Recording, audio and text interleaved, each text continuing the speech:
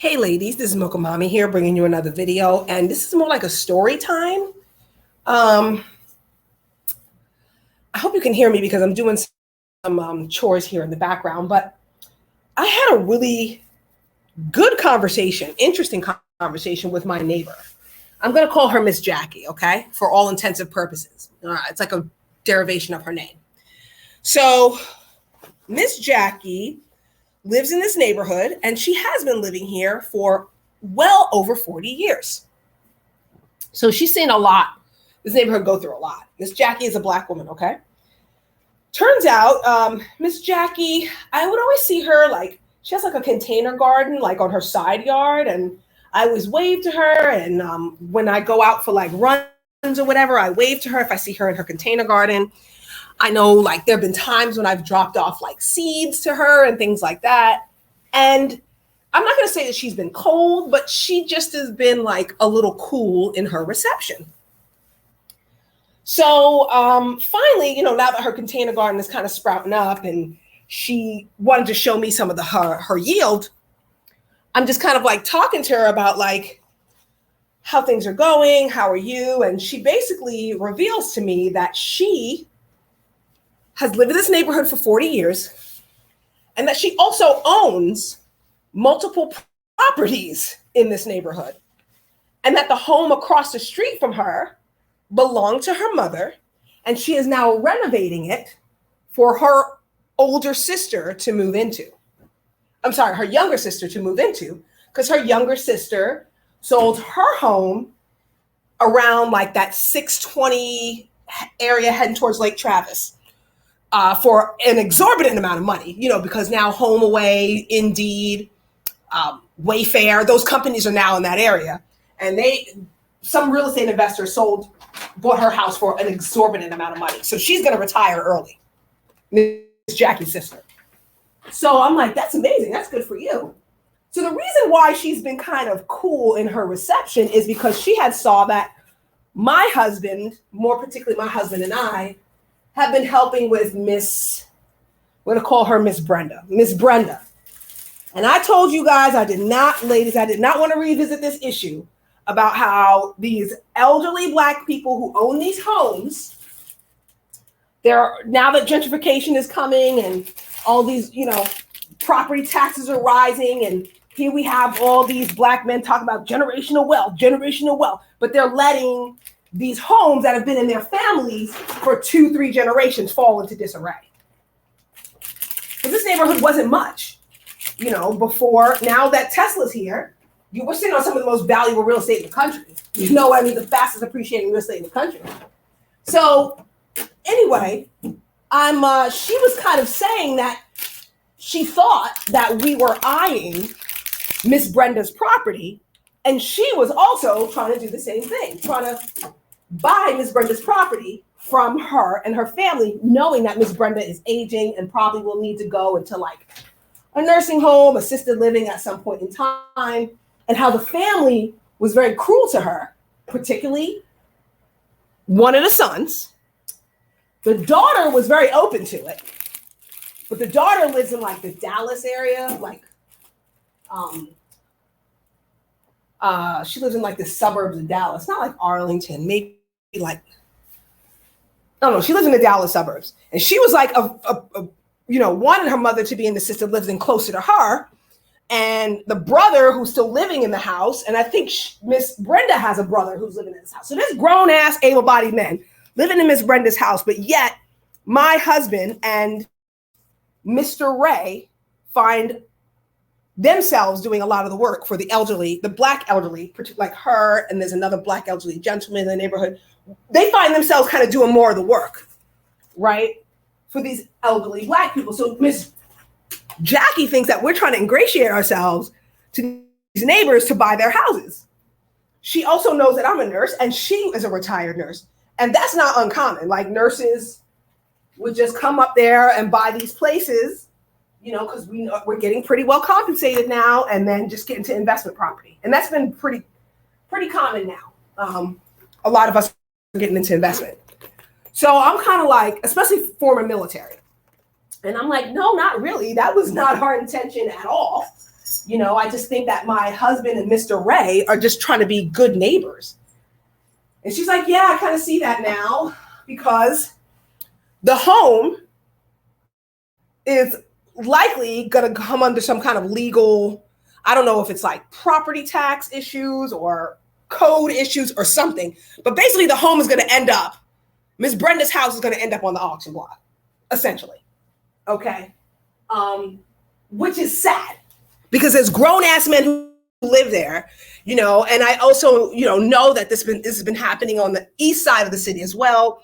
I had a student who wanted to buy her grandmother's house. The house needed like $100,000 worth of work, and the grown ass uncles wanted her to buy the grandmother's house and thought that they could have a say on the renovations and all this stuff like that for her to get this home loan that included like roll the renovation in the mortgage. And I'm like, don't do that at all. And she did end up opting, because it just got so many obstacles, because, they didn't grant her the mortgage just because of the value of the house and the value of the home renovation loan. And she was the only person who qualified, and you know how that goes. So she just ended up getting like a USDA loan, which is basically a loan to like a low interest first time home buyers loan that's on converted farmland, and all the houses are like energy efficient and yada, yada, yada. You ladies know what I mean, like super environmentally green folk friendly houses, right? That have like low interest rates, and that for first time home buyers. So that's what this young woman ended up doing. So I've seen this a couple times where they just want, these productive young Black women to save these houses that sometimes grown-ass men are living in. Grown-ass men are living in these houses, okay? But somehow they can never qualify for a mortgage and get it together. But these are the same dudes who talking about some generational wealth. So I digress. So we're talking about how many times she's seen this happen, where a lot of times, Black people didn't always have an option to buy anywhere they wanted in Austin. And now, they're coming after our property with a vengeance, and there's really not a lot of Black family members who want to save it. And I kind of get it, it is hard to qualify for a mortgage. Redlining is very real, as is housing discrimination and gentrification. Those are all systemic things that are very, very real. And I will never, ever make light of those issues. I know that my grandparents had to survive that. My parents had to live through it. Because, Long Island, New York, at one point in time, they didn't let Black people buy in Nassau County, even if they worked in the city. They had to go all the way out to Suffolk County, New York, on Long Island, right, to get a home, because they just didn't want them living in parts of Nassau County. So, and the mob controlled a lot of that too. But yeah, and it's just really sad that this is happening. And so now me and Miss Jackie, we're kind of on good terms now. We're speaking terms. We speak. We talk about each other's garden, but this is just sad to me. Here, they're over here talking, and I don't think there's anything wrong with crypto. I have crypto, and I think that we should all invest in crypto. I think we should all get into NFTs. I do. I honestly do. But at the same time, we need to really have a conversation in this space. We really do, about how we handle our elderly, like how we really do handle our elderly, like between medical power of attorneys, legal power of attorneys, when it comes to their properties and property taxes, bills they owe, Medicaid and Medicare, inheritance. Like, one of the reasons why I had talked about Black women kind of walking away from the careers that are in community service and these woke careers that so many of us are in, right? Because the most popular master's degree among Gen X Black women is a master's of social work. I said, we need to get more lucrative jobs, because the reality is we're most likely going to be the ones taking care of our mothers, right? A lot of us don't have dads that have pensions that can take care of our mom. I know that I'm very blessed in that, but a lot of us don't have that. So we also need jobs that have good work-life balance, so that we can drive our mothers when they get in those older years, those elderly years, so that we can, drive them to the doctor's appointment and be there to take care of them and all that kind of stuff. Like, we definitely need to be doing that for sure as Black women. But I'm starting to notice, like, the financial space in Black YouTube is really very, very dominated by like crypto and NFTs and starting your own business and drop shipping. And I have no problem with that. But we just need to add to the conversation, because we're talking about generational wealth. Like, we need to add to the conversation, what are we doing to take care of our other generations of Black people? Like, what are we doing for our elderly? How we're protecting them. It might be some of us in our best interest to buy our mothers their life insurance policies. It might be just in our best interest to buy our mothers long-term care insurance, because we're probably going to be the ones stuck with it in the end.